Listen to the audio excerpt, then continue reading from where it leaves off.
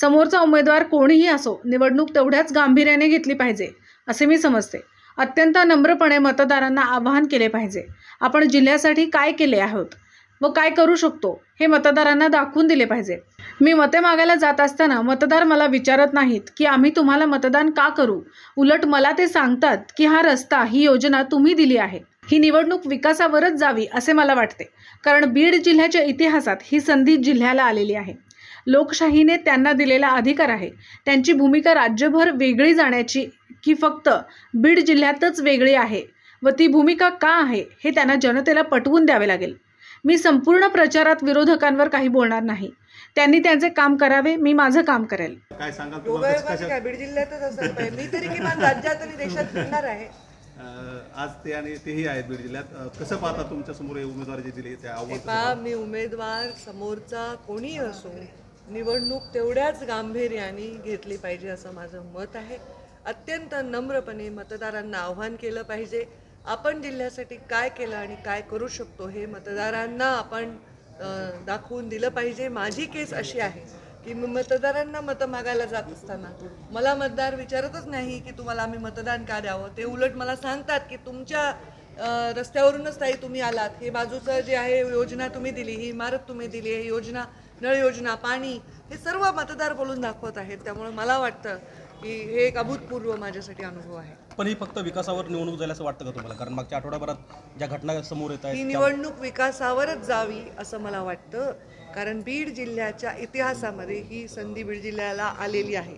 मागच्या काही काळात जिल्ह्याने अनुभवलं आहे की सत्य जेव्हा नव्हती काही काळ, तेव्हा जिल्ह्याने अनुभवलं आहे की काय अडचणी असतात. आज शेतकरी मला बोलतो तर तो शेतकरी म्हणून बोलतो, तो कोणत्या जातीचा व्यक्ती म्हणून बोलत नाही की ताई विमा नाही आहे.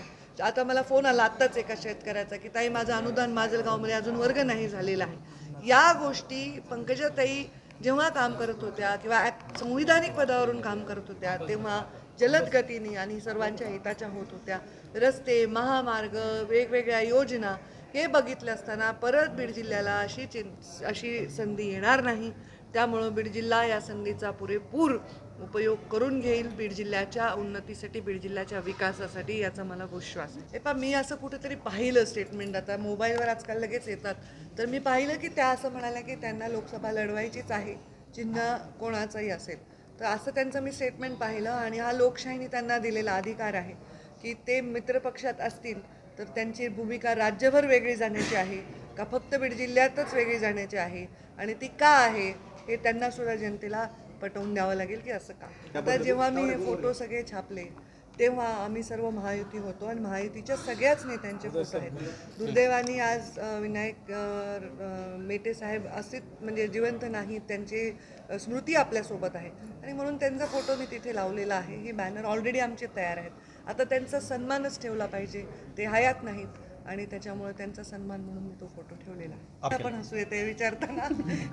खरं मी सांगते की मी पण शेतकरी पुत्र आहे, माझे वडील पण शेतकरी पुत्र होते, मी स्वतःही शेतकरी आहे, माझा मुलगा सुद्धा शेतकरी पुत्र असणार आहे. या महाराष्ट्रामध्ये आपली शेतीवाडी करून व्यवसाय बाकीचे लोक करत असतात. त्यामुळे शेतकरी जसे ते शेतकरी पुत्र आहेत तर ते कारखानदार सुद्धा आहेत. तर आम्ही जसे शेतकरी पुत्र आहोत तसे आम्ही राजकारणात सुद्धा आहोत.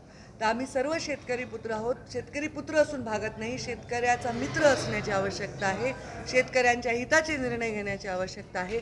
त्याच्यासाठी सत्ता असणं आणि सत्तेचा योग्य वापर करणं ह्या सर्व महत्त्वाच्या गोष्टी आहेत. माझी सत्ता जनतेने पाहिली आहे, ती सत्ता त्यांची होती, त्यामुळे त्या सत्तेसाठी ते नक्कीच मला योगदान देणार आहेत.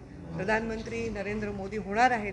या बीड जिल्ह्याला फार सुवर्ण संधी मिळणार आहे, ती जिल्ह्याची जनता हुकवणार नाही. पण ते काय बोलले याच्यावर मी बोलणं उचित नाही. मी माझा मुद्दा मांडते. मगाचपासून तुम्ही मला सारखा प्रश्न असा विचारताय की मी त्यांच्याविषयी काय बोलेन, पण मी त्यांच्याविषयी या संपूर्ण प्रचारामध्ये काही भाष्य करण्याची आवश्यकता मला वाटत नाही. त्यांनी त्यांचं काम करावं, मी माझं काम करेन, त्यांच्याविषयी भाष्य करायची नाही. त्यांनी एखादा आरोप केला तर त्याच्यावर मी सन्मानाने आणि संविधानिक शब्दांमध्ये उत्तर देईन. याच्या पलीकडे मला त्यांचा उल्लेख करण्याची आवश्यकता वाटत. निवडणूक गांभीर्याने मी प्रत्येक माणसाला आव्हान समजते. लोकशाहीमध्ये खूप घटना घडत असतात, प्रत्येक क्षणी काही ना काही रचना होत असतात, काही ना काही राजकारण हे राजकारणामध्ये सगळं असतं, कारस्थानं असतात, डावपेच असतात, हे होत असतात. त्यामुळे सजग राहावं लागतं. 2 डोळे समोर असले तर 4 दिशांनी डोळे ठेवावे लागतात. निवडणुकीमध्ये डोळ्यात तेल घालून काम करावं लागतं. कोणीही व्यक्ती मी कधीही असा कमी समजत नाही की मी रिलॅक्स व्हावं. मी शेवटच्या क्षणापर्यंत तेवढ्याच शर्तीने ही निवडणूक लढणार आहे. थँक्यू.